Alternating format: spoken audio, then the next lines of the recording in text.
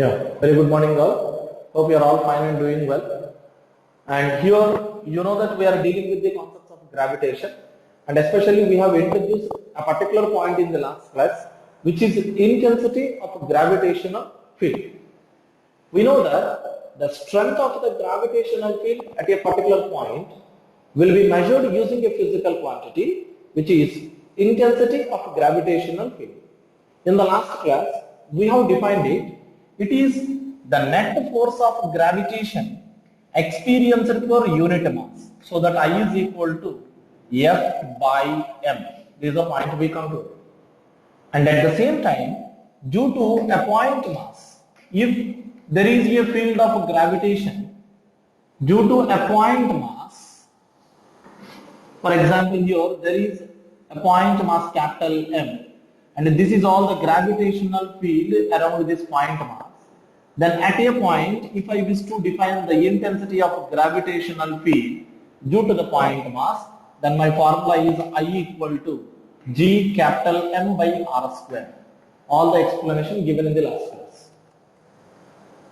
Now here, I told you, if you are talking the intensity of gravitational field due to the earth, then this will be numerically equal to acceleration due to gravity. Their units might be same, their formula numerical value might be same, but they are different physical quantities. Remember, because intensity of gravitational field is the net force experienced per unit mass, but acceleration due to gravity is the acceleration produced in the body due to force of gravity, which are completely different physical quantities. Don't forget that. These are what we discussed in the earlier class. Now here, we are going to discuss the intensity of gravitational field due to a hollow sphere.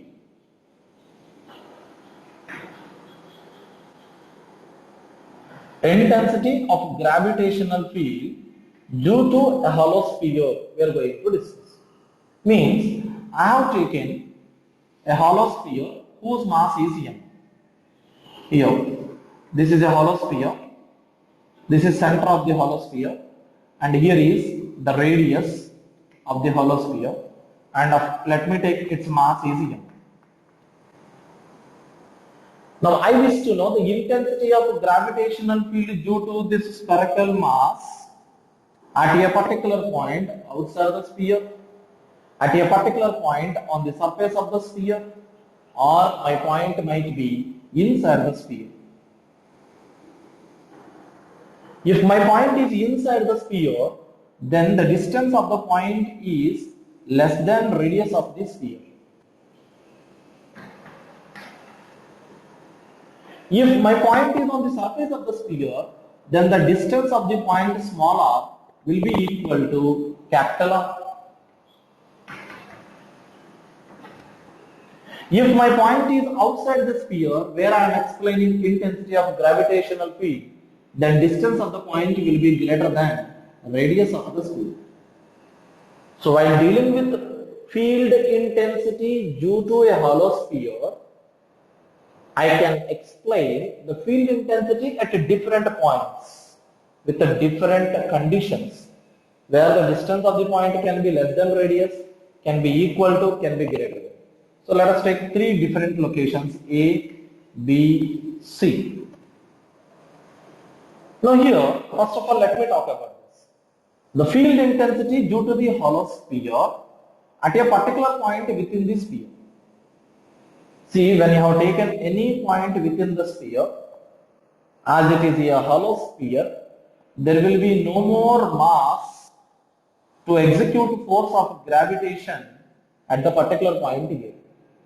There is no more mass, because your entire sphere is a hollow sphere. Inside there is a space. So if you have taken any point within the hollow sphere, no mass is located in that spherical region whose radius is smaller. There is no more mass concentrated in this spherical region to have the gravitational field at the point A. That's the reason why for any point within the sphere, within the hollow sphere, intensity of gravitational field will be 0. Very, very important. Any point within the hollow sphere, intensity of gravitational field is 0. Sir, no sir, I have taken a point on the surface of the sphere. Yes, here there is an interesting point. When you have selected a particular point on the surface of the sphere, that point may be an internal point, I mean on the inner surface of the sphere, of the hollow sphere, or the point might be on the outer surface of the sphere, which is the external point. So when you are saying the field intensity at a particular point, where the distance of the point is equal to radius of the sphere, your point might be on the inner surface of the sphere or on the outer surface of the sphere, because it's a hollow sphere. If it is on the inner surface of the sphere, there is no more mass within the sphere, so field intensity will be 0. If the point is on the outer surface, yes, then this entire mass will execute field of gravitation. Then I equal to Gm by capital R square, because small r equal to capital. Immediately people will get the doubt. So we are calculating field intensity due to a hollow sphere. But why you were using field intensity due to a point mass? Because when you have selected a point on the outer surface of the sphere, this entire mass of the sphere can be supposed to be concentrated at this center. Because there will be field of gravitation on the outer surface due to the entire mass of the sphere, which is supposed to be concentrated at this center, like a center of mass, which you were learnt in the earlier class of fluid statics. Center of mass, center of gravity concept. So that's the reason why we have applied the field intensity due to a point mass formula to calculate field intensity due to the hollow sphere when small r equal to capital. For small r greater than capital R, yes, when small r is greater than capital R, then also you can suppose the entire mass of the sphere supposed to be concentrated at the center. Then distance of the point is smaller, then intensity of gravitational field is Gm by small r square, where m is mass of the hollow sphere. R is the distance of the point from the center, which is more than radius. So when you are dealing with the gravitational field intensity due to a hollow sphere, for any point within the hollow sphere, field intensity is 0. Since there is no mass to cause the field of gravitation, no mass inside it. But once your point lies on the outside, due to the entire mass of the sphere, there will be field of gravitation. And at the same time, the spherical mass distribution can be supposed to be concentrated at the center. To understand this, I give you a small point. See, you are going to look at the celestial bodies like stars and planets. We find them just like a point objects. The reason it is we are far away from them. So whatever the use mass distribution can be supposed as a point mass. It appears to us as a point mass. Similarly, when especially you are going for spherical mass distribution, when mass of the body distributed over the spherical volume, you can suppose the mass is concentrated at the center as a point mass, you can deal with this. Only in the case of spherical mass distribution. That's it. You have seen even in the earlier class of gravitational force, first part. If the mass is distributed along the rod over the ring, then we can't. In the case of spherical mass distribution, we can do that. So, for r less than r, what is r? Distance of the point where you are calculating gravitational field intensity due to a hollow sphere. So, if r less than r, I equal to 0. R equal to 1. R greater than. This is very interesting. When small r equal to capital R, the gravitational field intensity is either 0 or Gm by r square. When it is 0, when the point falls on inner surface. When it is Gm by r square, when the point falls on outer surface. Means, for the same value of r, there exist two different real values for I. We call it as a discontinuous.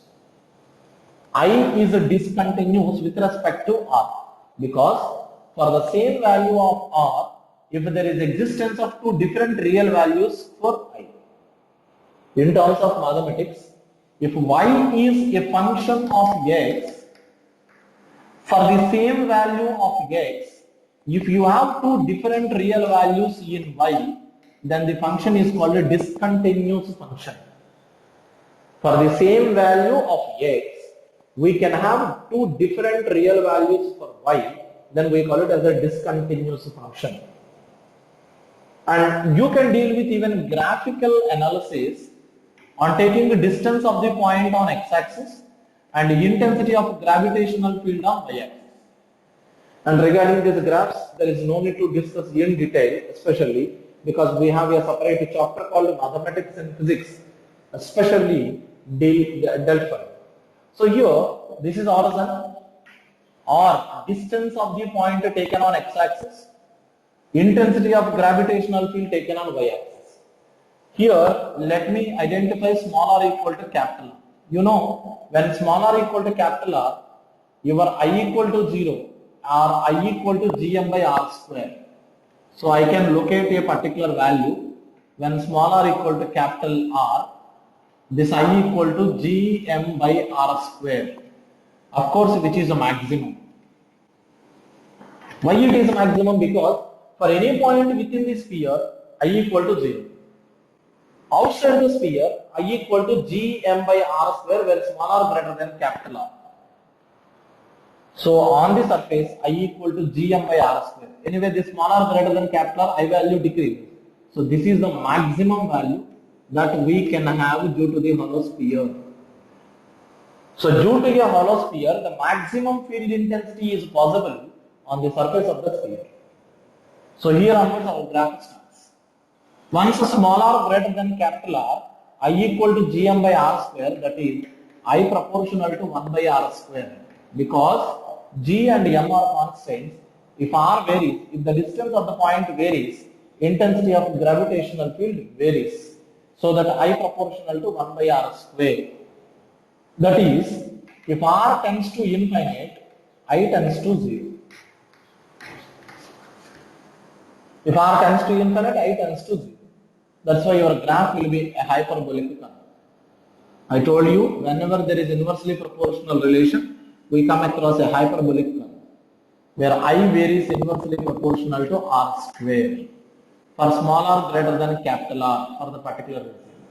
And make sure that this curve should not touch the x-axis, because you have learnt in the earlier class all the reasons and all. That's a hyperbolic curve. I varies inversely proportional to r square. This is IR graph due to a hollow sphere. Especially, this all discussion for a hollow sphere. So what is the field intensity due to the hollow sphere? Under three different conditions, and IR graph, I versus R graph, especially in the case of hollow sphere. So next point, if the sphere is not a hollow sphere, it is a solid sphere where mass is distributed over the entire volume of the sphere without any empty space. The mass is distributed over the entire volume of the sphere, which is called solid sphere. Then what about the field intensity? We'll discuss. Make a note of it.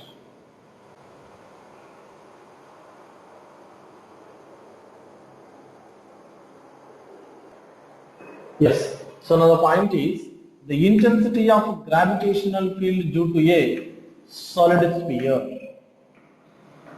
Due to a solid sphere. So while dealing with this, let us take a solid sphere whose mass is capital M, where the mass is distributed over the entire volume of the sphere. Here, the mass is distributed. This is center of the sphere, and its mass is capital M, where the radius is capital R, the radius of the sphere. First of all, let me select a point within the hollow sphere where the distance of the point is less than the radius. At this point, I wish to know the field intensity due to this solid sphere. It's not a hollow sphere, it is a solid sphere. Now at this point, there will be field of gravitation due to the mass concentrated in the spherical volume whose radius is particularly smaller, because the other mass cannot show its influence at the point A because this falls inside to the other mass. Only the mass, you can look at this mass that is concentrated only within this spherical volume whose radius is r can show its influence at the point A. The additional mass cannot show its influence at the point A because this point falls as an internal point to this additional mass. So this particular mass will show its influence at the point A. Of course, we call it as effective mass. Effective mass. So the entire mass of the solid sphere will not show its influence at the point A, which is inside the solid sphere. Only a particular mass will be able to show its effect on it, which we call it as effective mass. You can get back to the concepts of acceleration due to gravity varying with the depth. There we discussed the same point of effective mass. The field of gravitation due to a mass interior to it is zero. It exists only exterior to that mass. So this particular mass finds this point as internal point, cannot show its influence, but this particular mass which I was shaded particularly will show its influence at the point A. And the entire mass can be supposed to be concentrated at the center, because for this particular mass of spherical radius smaller, this will be external point. So I at the point A is equal to G m dash by r square, provided small r less than capital R, don't forget. But what is m dash? This is very interesting point.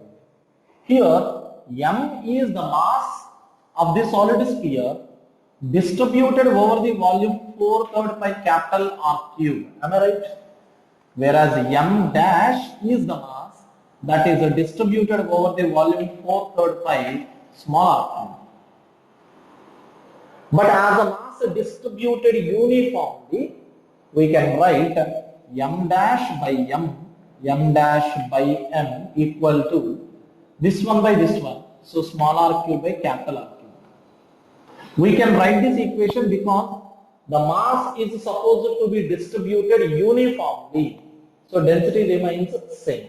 So in that way m dash by m equal to ratio of their volumes, small r by capital R.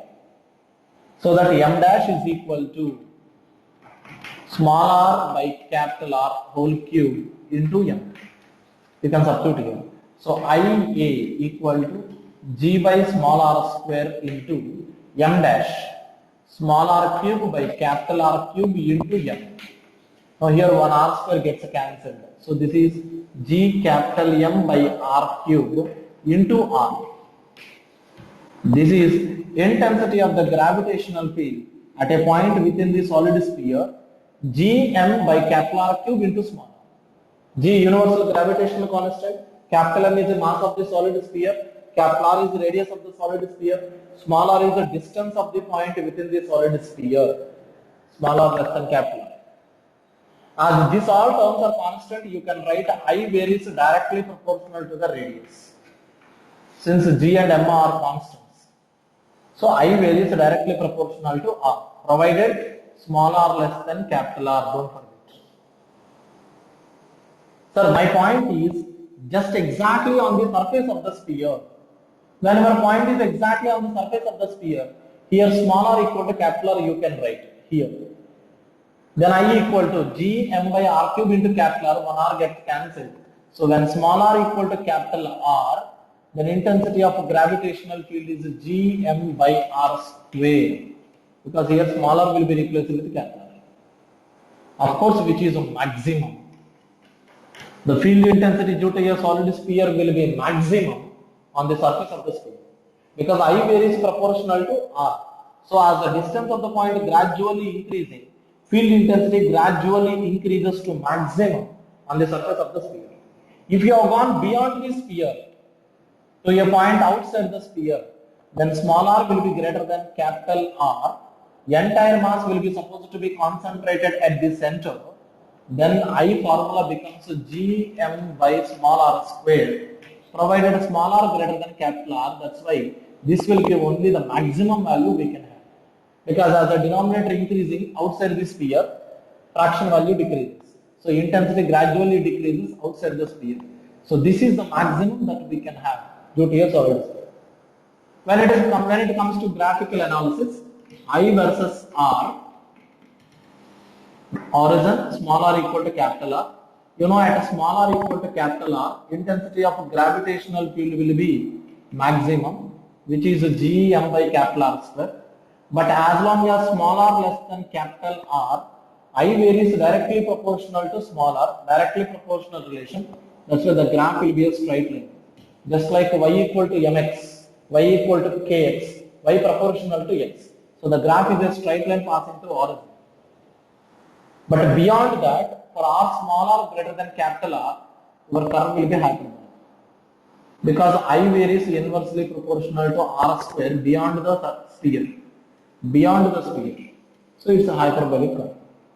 So this is our I versus R graph in the case of a solid sphere. So we had discussed 2 points, especially in this particular class: intensity of gravitational field due to a hollow sphere, due to a solid sphere, and I versus R graph. Remember, this mathematical derivations no one will ask, but learning is very important.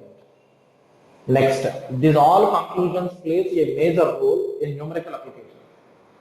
Very important thing, once you are up to the mark with gravitation, next electrostatics will be more comfortable.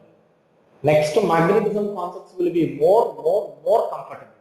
So these 3 topics are interlinked: gravitation, electrostatics, magnetism. Once you are very sure with the gravitation, electrostatics is too simple. Once you are sure with these 2, magnetostatics is very simple. So that is the reason why I am going a little bit slow with gravitation, but don't expect this detailed explanation in electrostatics and magnetism. Because once you are sure with this analysis, the things can be done easily with other 2 topics. That's the logic of physics. So what you need to do is, you should make sure that you are very clear with these concepts of gravitation and the derivation part and the related formula. Don't forget. And at the same time, this is particularly a message to all the day scholars, as we have not given access to 9th class hostlers yet. You can watch the classes through the app. But day scholars, you can attend comfortably on taking all the precautionary measures, so that we come across the verification of your notebooks to what extent you are following and all. If not, automatically you are going to be lagging with your academics. So make sure that all the day scholars are going to attend the classes as possible as without fail. So make a note of all the gravitation notes. In the next class will be continued. Thank you.